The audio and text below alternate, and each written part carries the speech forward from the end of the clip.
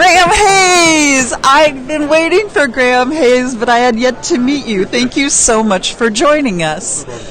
So I'm going to let you tell me about what you do and what your interests are, and much like I did with Rob, I'll ask you questions as they occur to me. Cool. So I am the PTL for the DNS project in OpenStack. So we have, it's much like any other of the OpenStack projects, we have an API and we allow users to control their own DNS. Traditionally in normal IT environments, getting DNS records created is usually you file a ticket with IT or you call someone or send an email, and this allows it to be purely self-service. And because it's an API, it means that you can have automation tooling do it. So whenever you create a new server, it'll automatically create the DNS records that you need to have your application accessible by real people. Do I need to tweak that API to get it to do what I want it to do? No, you just set it up, and it's a fairly standard API, and you say that these are the DNS servers that we're using, and this is how you control them. We have a nice, simple configuration file for that, and once you set that up, the API is ready to go. Everything uses DNS. People don't realize it, but everything is accessible via IPs, but most users can't remember massive strings of numbers. So I've been getting in trouble for that. So the DNS it's effectively like a phone book, and it translates the www.example.com to the actual servers. I'm curious about your background and why you especially care about this. I started out doing infrastructure. I worked for a company that did everything. So I did everything from UI to back-end, actually building servers in the data center.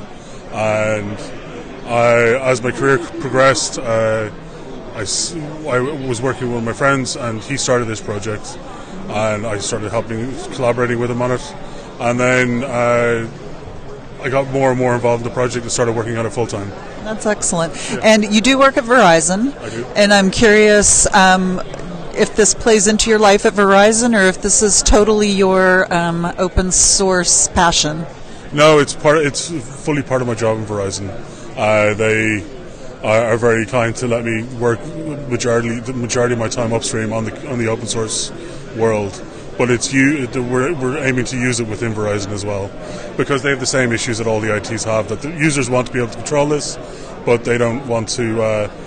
It's very difficult to do it in a secure and user segregated way. That Designate allows that to happen easily. And is that currently deployed within Verizon or at a customer base? Not yet? Not yet, but it's on the way. I've just started with Verizon recently, so we're slowly ramping up into getting it into production. Okay, so you've been there for 2 weeks. How come this isn't ready yet? Basically. Right. Okay. Well, I am a little out of questions, although I should have many. Is there anything else that you would like to mention about the DNS service and where you're going with it? And yes. So we're moving forward. We're trying to get we're fairly stable now. We have the base feature set, and we're looking for people to tell us what they need us to do.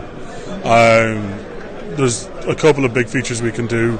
There's the DNS sec, which allows for secure DNS transports. There's things like GeoIP, which allows you to say, if somebody's coming from Europe, make sure that they actually use the web server that's actually in Europe as well.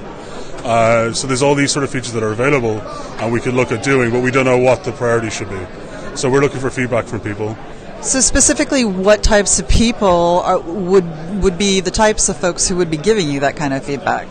Traditionally, it would be either operators, cloud operators, or very technical users who know exactly how they want to deploy their application. Okay, so you only play with the big brains? No, yes, they're the ones who shed at us the most. But I run Designate on a small VM myself, and I know a couple of smaller companies that will run it as well. It works across enterprise all the way down to small SME shops. It probably just depends on the kind of talent and being able to match that talent to the need to create with the type of technology that you're using. Yeah, so it's most effective in somewhere that has automation already in their blood, and when they create everything with things like Terraform or Heat, and people who have that already in place will benefit dramatically from Designate because it's automation ready. But it also helps people who have smaller installs but want to allow their users to do self-service. And I'm curious, we've talked a little bit about the place of OpenStack within the world of open source and how it may be taking its place as an open source cloud component rather than, hey, we're OpenStack. And I'm curious about your view about that, especially with the project that you're working on. We have I think it's been a long road for us to figure out where we are. And we're as the keynote said, we're more of an integration engine. We provide the glue to get everything in place for your infrastructure. So people used to look at OpenStack as you take this whole thing. There's 14 different projects you must install all the time. But people are now realizing that, okay, I need to do this particular task. I'll need Nova and Neutron and Designate.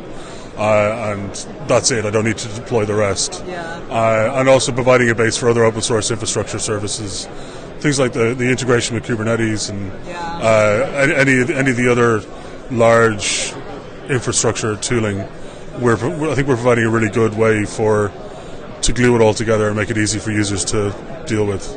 And that's music to 99.999% of the world, even though we love the people who are putting it together.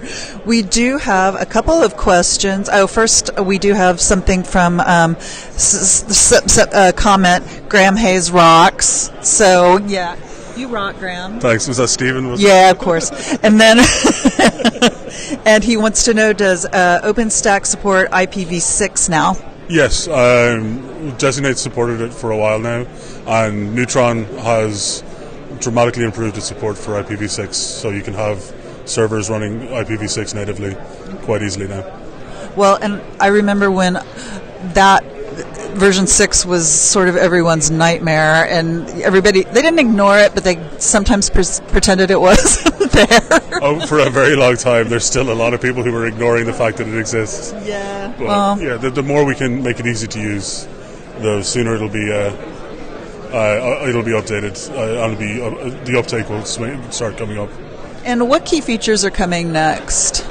For us, the key features for the next couple of releases are more stability and enhanced support for different services. So we support DNS Service, like the traditional ones like Bind and Pair DNS, but we also support large DNS infrastructure providers, so the likes of Akamai or Dynact.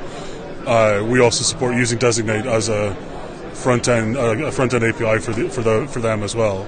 So I think the major changes would be increasing the amount of services we support.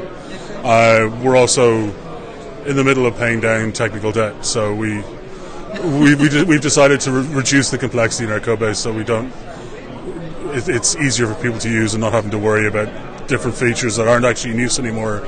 So we can remove the code; it just makes it better. Is that painful though, when you were the father of the code? Some of it, I'm very happy to see go, even though I wrote it. It's like deleting your emails. Like, I don't need that, and I don't want to talk to you. Some of the code I've written, I'm very happy to delete. Nobody needs to see that again. Part of that is we are a small project. Right. The Pike release was released pretty much by volunteers. There wasn't any paid contributors for it. Right. So if anyone has free developers who need something to get their teeth into an OpenStack, Designate is definitely the place. And if anyone has any issues or questions, they can contact me about it. Okay, and that's pretty fantastic. So if you're in college, for example, and you're looking for a way to get involved in the open source / OpenStack community, then Graham Hayes at Verizon is your guy, and his Twitter handle is @GrahamHayes.